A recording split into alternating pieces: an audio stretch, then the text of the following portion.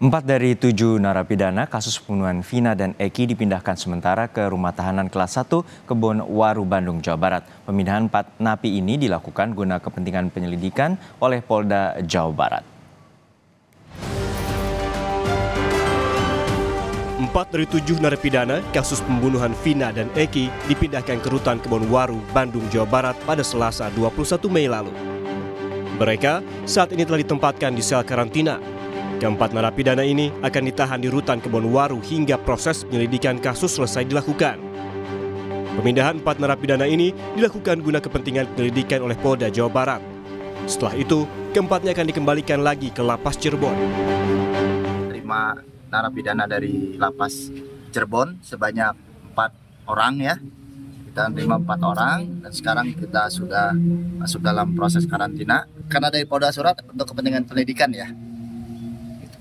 Karena sampai saat ini kita belum terima, ya tidak menutup kemungkinan bisa pemeriksaan di rutan atau bisa dibon ke Polda.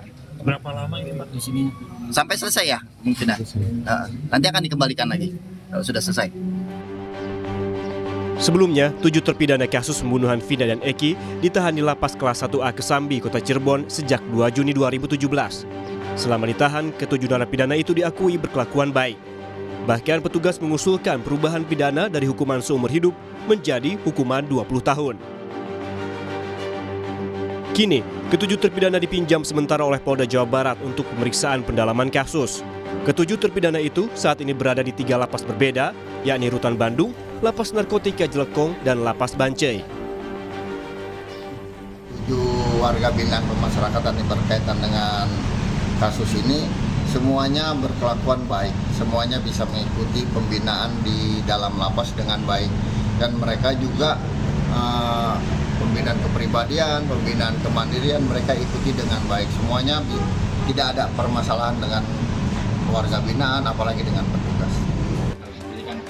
Sementara itu, terpidana kasus pembunuhan Vina yang telah bebas, Saka Tatal, mengaku sebagai korban salah tangkap polisi.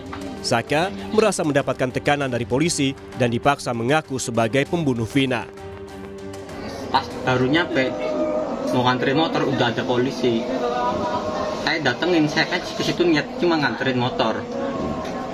Malah saya ikut ditangkap juga tanpa sebab apapun. Nggak ada penjelasan apapun. Langsung dibawa. Nyampe di Polresta, saya langsung dipukulin. Suruh mengakui apa yang bukan saya lakukan. Saya dipukulin, dijejekin, disiksa segala macam sampai disetrum. Terus akhirnya Mas Saka ngaku? Siapa yang ngetrumnya, yang mukulinnya siapa? Yang mukulin, yang ngetrum itu anggota polisi semua. Tapi kita nggak tahu namanya. Namanya saya nggak tahu. Terus akhirnya ngaku Mas Saka? Akhirnya aku juga. Kenapa ngaku? Apa nggak kuat? Apa gimana? Akhirnya aku juga itu karena terpaksa. Karena terpaksa udah nggak kuat gitu. Udah nggak kuat lagi. Di sisi lain, Komnas HAM menyatakan telah menindaklanjuti aduan Saka Tatal. Terpidana Saka Tatal mengaku sebagai pembunuh Vina karena tidak tahan dipukuli polisi. Koordinator Subkomisi Penegakan HAM Komnas HAM Uli Parulian Sihombing mengungkapkan kuasa hukum Saka Tatal, Titin Prilianti, pernah mengadukan kasus kliennya ke Komnas HAM pada September 2016.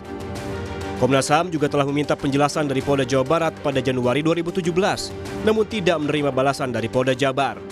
Uli menyatakan telah kembali berkoordinasi dengan Polda Jabar pada awal Mei lalu untuk kembali menindaklanjuti kasus ini. Dari Polda Jabar ya, terkait dengan dugaan adanya penyiksaan ketika proses penyelidikan waktu itu ya, kejadiannya bulan Agustus ya, sekitar awal seperti itu. Kemudian kami mengumpulkan bukti-bukti waktu itu dari visum, minta keterangan segala macam itu yang sudah dilakukan. Tetapi itu sudah masuk pengadilan ketika itu 2017. Jadi kami nggak bisa proses kan. Jadi kami menunggu putusannya aja seperti itu. Dan kami awal Mei ini ketika ada film Vina itu tentang Vina, kami meneliti lagi dan kami koordinasi lagi dengan Polda Jabar. Meski 7 orang tersangka sudah diadili dan 1 DPO atas nama Peggy atau Perong juga telah ditangkap, kasus kematian Vina dan Eki hingga kini masih menjadi teka-teki. Kepolisian dituntut untuk bertindak transparan untuk menjawab berbagai tudingan akan dugaan ketidakberesan dalam penanganan kasus ini. Tim Liputan, Kompas TV.